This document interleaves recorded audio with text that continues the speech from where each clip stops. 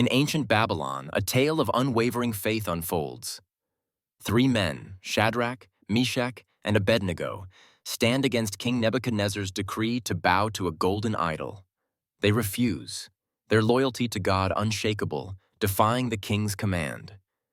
Furious, Nebuchadnezzar orders them cast into a fiery furnace, heated 7 times hotter than usual. The fire's roar and the decree's gravity bore down upon them, yet their faith, resolute, shielded them. Miraculously, they walk unharmed amidst the flames, their trust in God manifesting divine protection.